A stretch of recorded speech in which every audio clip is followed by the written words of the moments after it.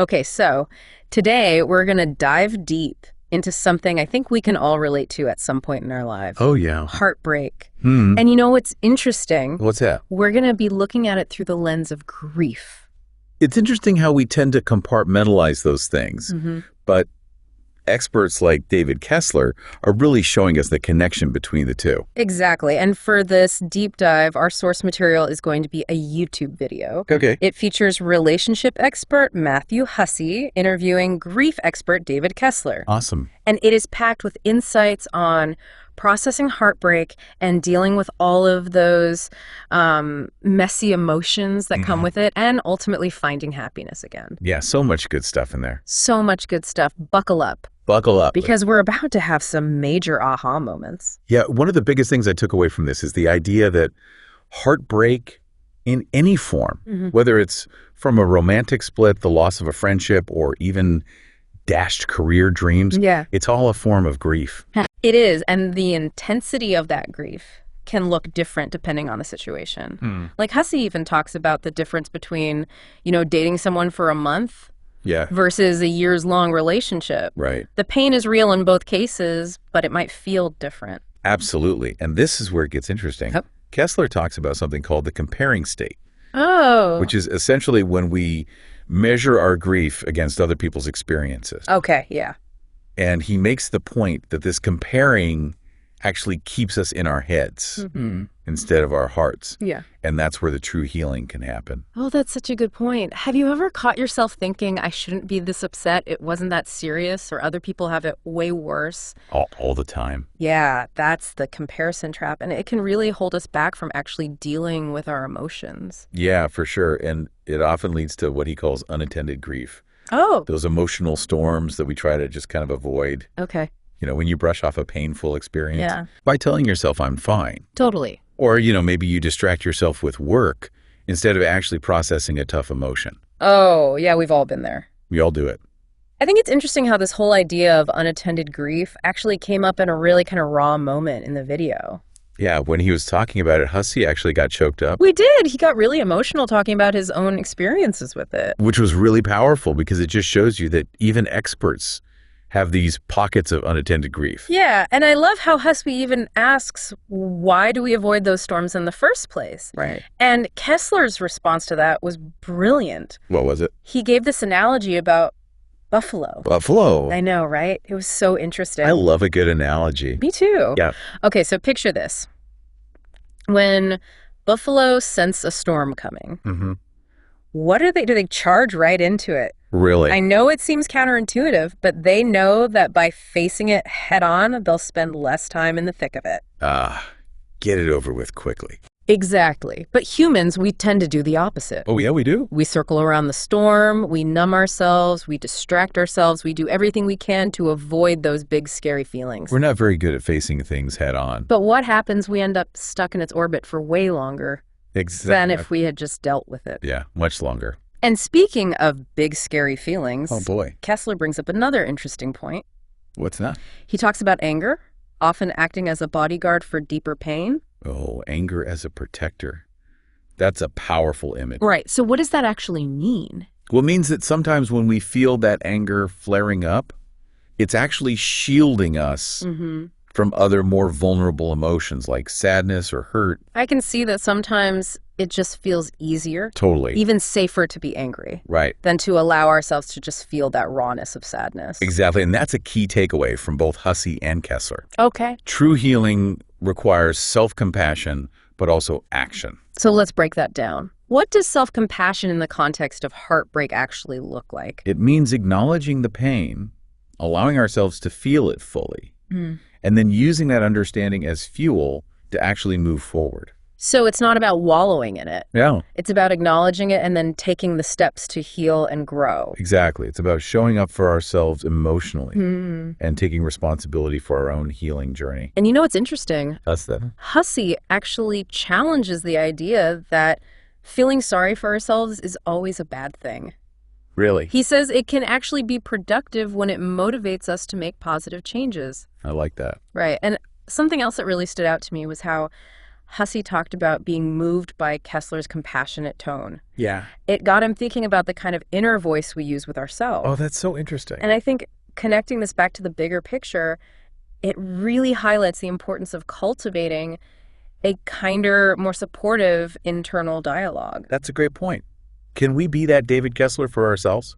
Can we be that calm, compassionate voice that guides us through the storm? I love that. And, speaking of seeking support and different perspectives, Hussey mentioned this whole experts series he's doing. Oh, yeah. With Dr. Ramani, Dr. Nicole LePera, and others. Oh, awesome. And speaking of Dr. Ramani, she makes this really fascinating point about... Okay, tell me more. Well, she really dives deep into the dynamics of narcissistic relationships. Oh, wow.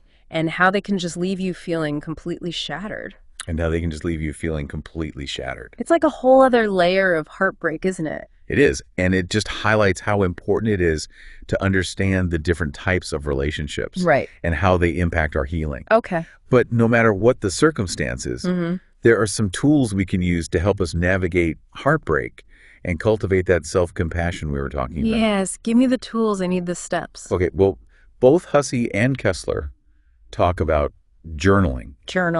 Okay, I have to admit, sometimes when I think about journaling, I think like super intense, soul searching and all that. It doesn't have to be that.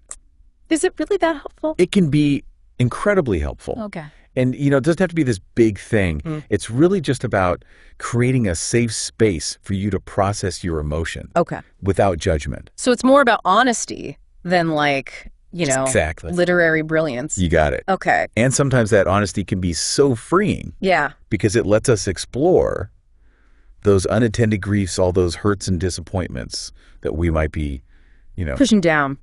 Exactly. Avoiding. Right. Wow. I can see how getting all of that out on paper could be really helpful. It is. It's like giving it a voice. It is. And you might be surprised by what comes up. Okay. As you write, you might start noticing patterns. Okay. Like how certain situations trigger certain emotional responses. Interesting. Or you might discover deeper beliefs that you have about yourself or about the world. Right. That are contributing to your pain. That makes sense. You can't really heal something if you don't know what it is. Exactly. It's like shining a light into those dark corners. Yeah, that's a good one. Of our emotional landscape. I think it's also important to, acknowledge how often we judge ourselves. Oh, yeah. For feeling heartbroken or sad. Totally. Especially if we think we should be over it by now. Right, and that's where that self-compassion comes back in. Okay. Remember how we talked about being that David Kesler for ourselves? It's about offering ourselves that same kindness and understanding that we would give to a friend. Right. So instead of beating ourselves up for feeling sad, we can acknowledge those feelings with, Exactly. Gentleness, acceptance. Acceptance. And remember, self-compassion isn't about pretending everything's okay. Yeah. It's about making space for those difficult emotions and reminding ourselves that we're worthy of love and support. Even when we're struggling. Especially when we're struggling. This makes me think about Dr. Nicole LePera. Oh, yeah. She talks about this idea of reparenting ourselves. I love that concept. It's so powerful. It's like giving ourselves the nurturing and validation that we might not have received. Earlier in life. Exactly. Okay, so journaling and self-compassion are definitely going on my list of must-dos. Good. What else did Hussey and Kesler recommend? Well, they also touched on the importance of mindfulness. Mindfulness, okay. I'm going to be honest. Yeah. That word sometimes feels a bit overused.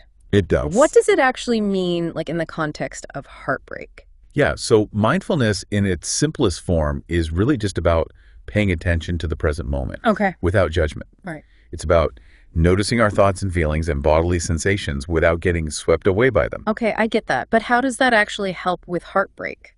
Right, because heartbreak is so much about the past. Yeah, it's about what we've lost, what could have been. It is. Yep. But mindfulness helps us step out of that cycle of rumination.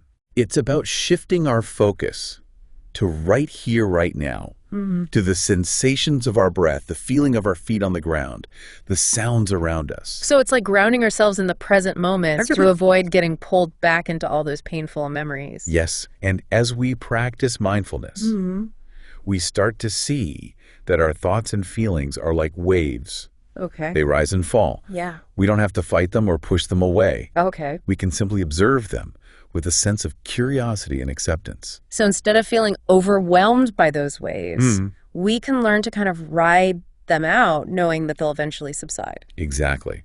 And the more comfortable we become with those ebbs and flows, the less afraid we are of those feelings. Right. We realize we can actually feel them Yeah. without being completely consumed by them. You got it.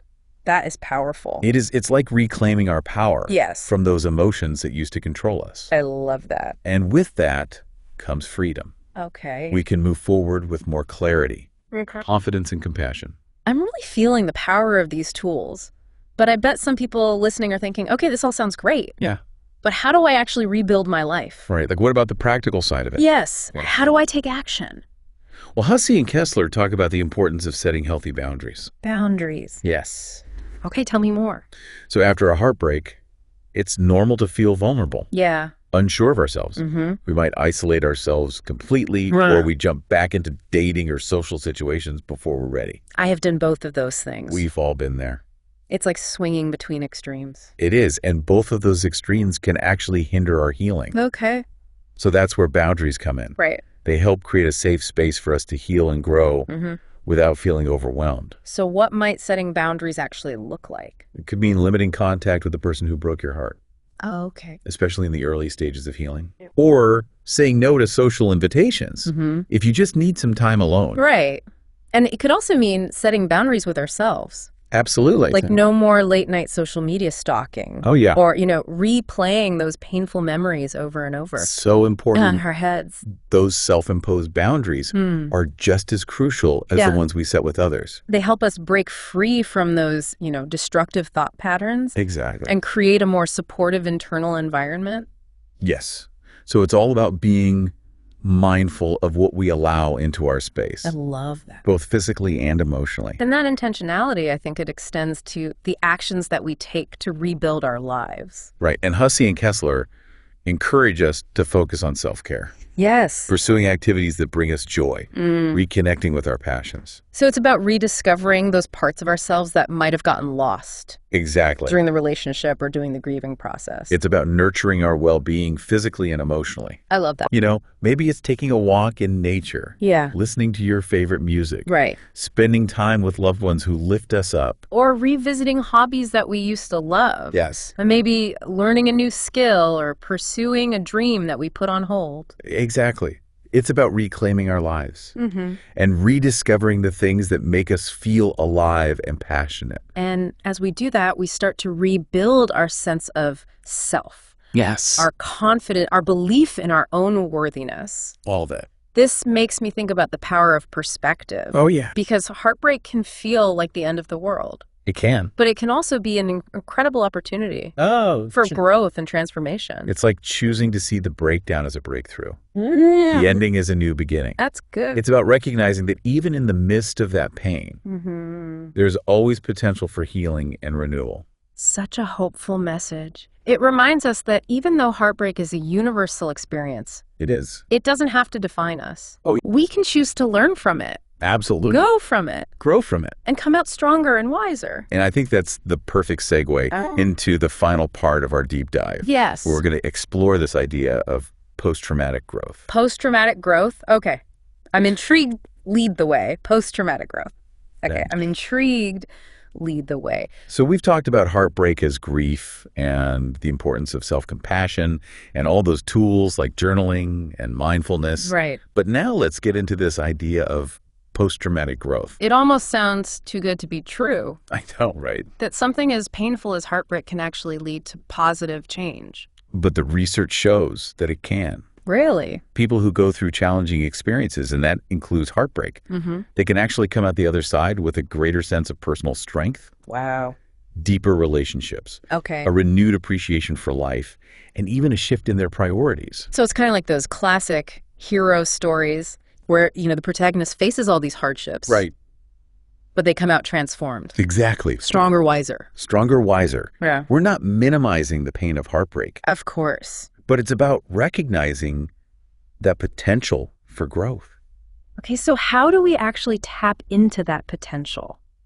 Well, Hussey talks about the importance of reframing our narrative. Okay. Instead of seeing ourselves as victims, right, we can choose to see ourselves as resilient individuals who are capable of learning and growing from these experiences. That's a huge shift in perspective. It is. It's about taking ownership of our story. Yeah. Even the painful chapters. And recognizing that heartbreak, while incredibly difficult, yes, can be this catalyst for deep self-discovery. It can force us to confront those beliefs about love and relationships and even ourselves. It's like that saying, sometimes you have to break down to break through. I love that. And as we kind of piece ourselves back together, we might find that we've actually created something even stronger and more beautiful than before. Oh, that's nice. Maybe we develop a stronger sense of self-worth. Okay. Or we learn to set healthier boundaries. Or maybe we discover hidden strengths we didn't even know we had. It's like kintsugi. Oh, yes. The Japanese art of repairing broken pottery with gold? I love that analogy. Those cracks, they become part of the object's beauty. They do. It's a testament to its resilience. It highlights the importance of not just healing, but integrating those experiences into our story. So instead of trying to erase the past, we can embrace it. As part of our journey. Yes. A source of wisdom and strength. Exactly. And as we do that, we open ourselves up to the possibility of that post-traumatic growth. I like that. We might find that our relationships become more authentic. Okay. More meaningful. We're more in tune with our needs and desires. And we have a deeper appreciation for life. There's that Nietzsche quote, that which does not kill us makes us stronger. Right. But maybe a gentler way to put it is that which breaks our hearts can make us wiser. I love that. And ultimately that wisdom, that resilience, that expanded capacity for love and compassion, those are the gifts of heartbreak. So for anyone listening right now who's going through their own heartbreak, what's the one thing you hope they take away from this deep dive? I just want to remind them that healing is possible.